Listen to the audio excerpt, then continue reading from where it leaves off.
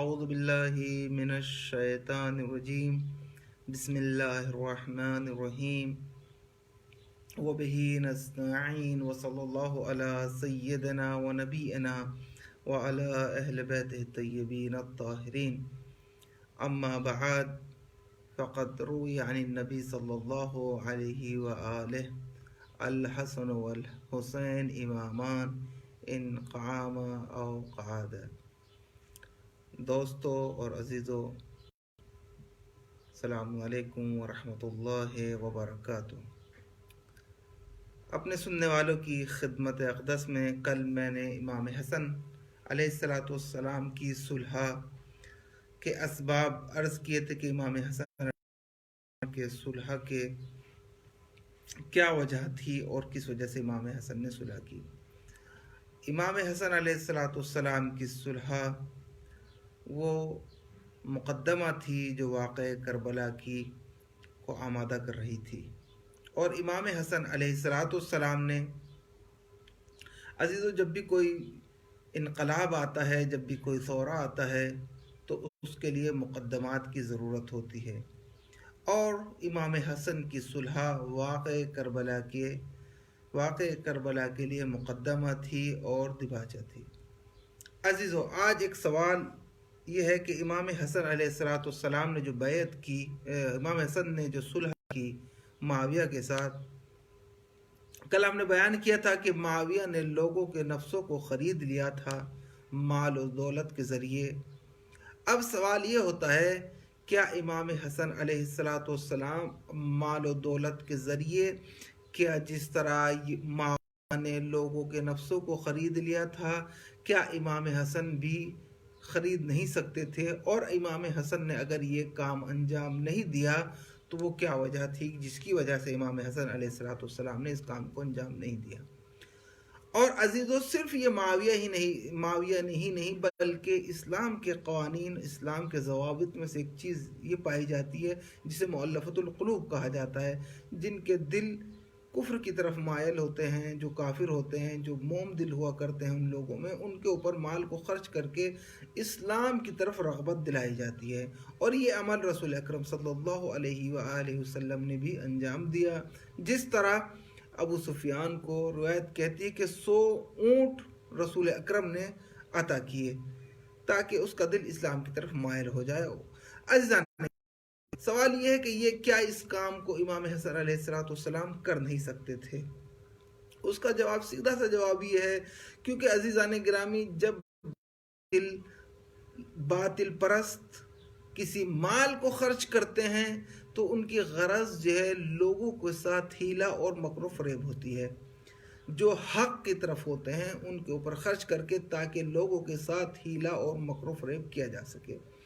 جس طرح کہ معاویہ کا یہ عمل تھا، معاویہ کا یہ عمل لوگوں کو ہیلا اور فریب دینے کے لیے تھا، اور وہ لوگوں کو ہیلا اور فریب دے کر اسلام سے دور لے جانا چاہتا تھا، جو حقیقی اسلام تھا ان سے دور لے جانا۔ لیکن امام حسن علیہ السلام نے اس کام کو انجام نہیں دیا، کیونکہ عزیزان گرامی جو حق کا نمائندہ ہوتا ہے، جو حق کا طرفدار ہوتا ہے، وہ کبھی اس کام کو انجام نہیں دیتا کہ لوگوں کے ساتھ اور مکر و فریب کر سکے۔ عزیزان گرامی کیونکہ نبی اور امام نمائندہ حق ہے، وہ مکر و فریب نہیں کر سکتے لوگوں کے ساتھ۔ ایک وجہ یہ تھی۔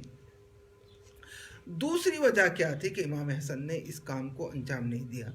دوسری وجہ یہ تھی کیونکہ جو فوج تھی، کوفے کی جو فوج تھی، دونوں فوجوں کا آپ معائنہ کریں اور دونوں فوجوں کا موازنہ کریں تو آپ کی بات سمجھ آ جائے گی، کیونکہ جو دونوں فوجیں تھی، جو معاویہ کی فوج تھی، معاویہ کی فوج کے اندر کیونکہ روم کے فوجی تھے، اور کیونکہ وہاں پر اسلام سے ما قبل فلسطین اور شام اور ترکیہ، یہ روم کی فوجوں کا معسکر تھا، یعنی وہاں پہ روم کی فوجوں کی چھاونی پائی جاتی تھی، تو وہیں پہ وہ فوجی رہا کرتے تھے۔ لیکن جب وہ اسلام قبول کیا انہوں نے، تو وہ کیونکہ وہاں پر شام میں معاویہ برسر اقتدار تھا، تو ان لوگوں نے معاویہ کو اپنا قائد اور اپنا رہبر مقرر کر لیا، ان کو اپنا رہبر مان لیا۔ تو معاویہ کی فوج جو ہے متحد تھی اور ایک فوج ایسی معاویہ کی فوج کے ساتھ ایک ایسی فوج تھی جس کو ایک بہت بڑا تجربہ حاصل تھا، جو ایک زمانے سے ایک قدیم طاقتور فوج تھی اس کے ساتھ تھا۔ اگر امام حسن علیہ السلام کی فوج کا معائنہ کریں اور فوج کا ملاحظہ کریں تو روایت کہتی ہے کہ امام حسن کی فوج جو ہے کوفے کی فوج تھی، اور کوفے کی تاسیس جو ہے وہ خلیفہ ثانی کے زمانے میں تاسیس ہوئی، عمر ابن خطاب کے زمانے میں جو خلیفہ ثانی تھا اس کے زمانے میں تاسیس ہوئی۔ اور اس فوج میں جو کہ اس نے ابھی صرف مولائے کائنات کا زمانہ دیکھا تھا، اور اس کے بعد جو ہے وہ فوج، دوسرا یہ کہ وہاں کی کوفے کی فوج جنگ کے لیے نفسیاتی طور پر آمادہ نہیں تھی۔ اس کی وجہ یہ تھی کیونکہ کوفے کے اندر مختلف قومیات کے لوگ رہا کرتے تھے، اور مختلف قومیات کے لوگ رہا کرتے تھے، اور اس فوج کے اوپر جو امام حسن کی فوج تھی، اس سے پہلے امام حسن سے پہلے بھی کسی نے کوئی معرکہ اس فوج کے ذریعے اس فوج کے ذریعے فتح نہیں کر پایا، کوئی کامیابی حاصل نہیں کر پایا۔ جس طرح کہ مولا کائنات علی ابن ابی طالب علیہ السلام نے ان کے اوپر کوئی ظاہر نہیں کیا، جس طرح کہ آپ نے ملاحظہ کیا مولا کائنات جس وقت کوفے میں تھے تو مولا کائنات کا وہ قول مشہور معروف قول ہے جس میں مولا کائنات نے فرمایا صاحبکم یطیع اللہ تعصونہ، تمہارا کوفے کی فوج کوفے کے لوگوں کی طرف مخاطب ہو کے فرمایا کہ تمہارا جو صاحب ہے، تمہارا جو ولی ہے، تمہارا جو امیر ہے وہ اللہ کی اطاعت میں ہے اور تم اس کی معصیت کر رہے ہو، لیکن تم شام کی طرف دیکھو، اگر آپ معاویہ کی طرف ملاحظہ کرو جس کے بارے میں مولا کائنات نے فرمایا صاحب اہل الشام یوصی اللہ وہم یطیعونہ، ان کا صاحب، ان کا امیر، ان کا والی جو ہے وہ معصیت میں ہے، معصیت کر رہا ہے، لیکن اس کے اتباع کرنے والے، اس کے فوجی اس کی اتباع اور اس کے مطیع فرما بردار ہے۔ تو عزیزان گرامی، تو امام حسن علیہ السلام کے سامنے ایسی فوج تھی جو مختلف قومیات والی، جس کے پاس کوئی تجربہ سبق نہ تھا، اور وہ خود جو ہیں کسی نے ان سے پہلے اس کے اوپر اعتماد نہیں کیا۔ مولا کائنات نے اس فوج کے اوپر اعتماد نہیں کیا۔ مولا کائنات نے آپ نے صفین میں دیکھا کہ ان لوگوں نے ان کے ساتھ کیا، مولا کائنات کے ساتھ کوفے کے لوگوں نے، اور پھر خود اس کے بعد اگر آپ ملاحظہ کریں امام امیر المومنین کے بعد ملاحظہ کریں، امام حسن کو دیکھیں، امام حسن کے بعد امام حسین کو دیکھیں، امام حسین نے کوفے کے لوگوں نے بلایا لیکن ان کے ساتھ انہوں نے پھر وہی کام کیا جو ما سبق وہ کرتے آ رہے تھے۔ امام حسین کے بعد بھی دیکھیں جناب مختار کو ثقفی کو دیکھیں تو انہوں نے بھی جناب مختار ثقفی کا بھی لوگوں نے نہیں دیا، اور جتنی فتوحات جو مختار نے کامیابی حاصل کی وہ کوفے کی فوج کے اوپر، کوفے کے فوج کے اعتماد کے اندر وہ ان کے ساتھ ایرانی فوجی تھے جس کی وجہ سے انہوں نے وہ کامیابی حاصل کی۔ اس کے بعد اور جب کوفے میں جناب مختار کی شہادت ہو گئی، اس وقت بھی شہادت کے وقت بھی جب مصعب نے حملہ کیا تو اس وقت بھی کوفے کے لوگوں نے غداری کی، دغا کیا۔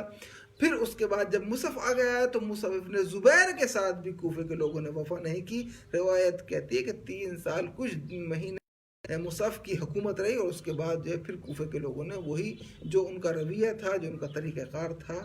وہی انہوں نے انجام دیا، اور انہوں نے ان لوگوں کے ساتھ جو ہے وہ کوئی وفاداری نہیں کی۔ پھر آپ اس کے بعد اگر دیکھیں تو حجاج بن یوسف ثقفی وہ شخص تھا جس نے کوفے میں تسلط حاصل کیا۔ اس کی وجہ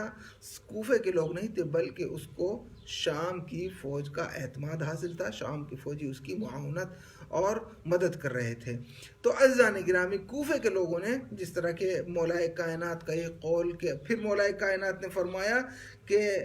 اگر معاویہ تم میں سے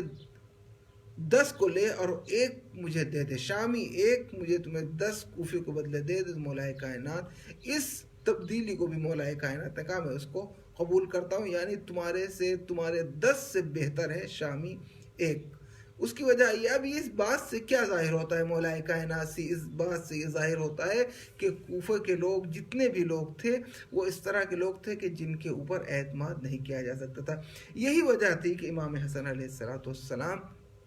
نے ان کوفے کے لوگوں پر کوئی اعتماد کا اظہار نہیں کیا،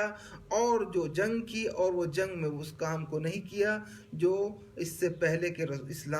اسلام نے بھی کیا، یعنی لوگوں کے اوپر پیسہ خرچ اور مال خرچ کر کے ان کے قلوب کو اسلام کی طرف جلب کر لے، کیونکہ ان کے اندر وہ اہلیت اور وہ قابلیت نہیں پائی جاتی تھی۔ والحمدللہ رب العالمین۔ یہ گفتگو تھی ہماری امام حسن علیہ السلام کے سلسلے میں، اور ہماری دوسری گفتگو جو ہماری فقہی، آج ہم اس بحث تک پہنچے تھے کہ وہ شروط کہ جن کی وجہ سے انسان کا روزہ ٹھیک ہوتا ہے، ان شرطوں میں سے ایک شرط یہ ہے کہ اسلام، سب سے عظیم شرط یہ ہے کہ انسان جو ہے وہ مسلمان ہو، دائرے اسلام میں ہو۔ اگر انسان اسلام سے خارج ہو تو اس کا روزہ قابل قبول نہیں ہے۔ سوال یہ کہ اگر کوئی انسان نصف نہار میں اسلام قبول کر لے تو اس کے روزے کا کیا حکم ہے؟ اگر کہتے ہیں کہ اگر اس نے کسی مفطرات کا استعمال نہیں کیا ہے، کسی کھانے والی چیزیں یا جن چیزوں سے روزہ ٹوٹ جاتا ہے ان کو استعمال نہیں کیا، تو اس کے بعد وہ احتیاط پہ عمل کرے گا اور روزے کا پابند ہو جائے گا۔ پھر دوسری چیز کیا ہے؟ انسان کا دوسری اہم چیز ہے جس میں اسلام نے پابندی کی ہے، وہ ہے انسان کی عقل۔ اگر خدا نخواستہ کسی انسان کی عقل زائل ہو جائے، کیونکہ ہمارے یہاں احکام جو لاگو ہوتے ہیں، احکام جو کسی کی طرف، جب خدا کیا حکم کسی کی طرف متوجہ ہوتا ہے، ان میں سے ایک شرط یہ ہے کہ وہ صاحب عقل ہو۔ اگر صاحب عقل نہیں ہے، خدا نخواستہ دیوانہ ہے، تو اس کے اوپر بھی روزہ واجب نہیں ہے۔ اگر کوئی انسان صاحب عقل تھا لیکن اس کے اوپر اغما طاری ہو گیا، یعنی انسان کے اوپر اغما یعنی غش طاری ہونے کی صورت میں، مثال کے طور پر انسان کوما میں چلا جائے خدا نخواستہ، یا انسان کے اوپر چند روز جو ہے وہ نشے کی وجہ سے، کسی ایسی وجہ سے جس سے اس کی عقل ضائع ہو جائے اور وہ بے ہوش ہو جائے۔ اگر انسان چند روز یا ایک روز بے ہوش رہے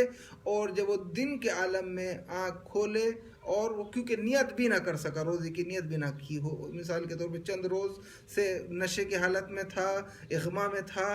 بے ہوشی کے حالت میں تھا، اب اگر اس نے روزے کو پایا نصف نہار میں، وہ اس کو ہوش آیا، اس کے روزے کا کیا حکم ہے؟ فرمایا کہ اس کا روزہ نہیں ہوگا، کیونکہ اس نے روزے کی نیت نہیں کی ہے۔ اگر روزے کی نیت نہ کرے اور غش کے حالت میں آ جائے تو اس کا روزہ ٹھیک نہیں ہے اور اس کے روزے کے اوپر قضا بھی نہیں ہے۔ پھر اس کے بعد فرمایا طہارت کے بارے میں ہم نے جیسے فرمایا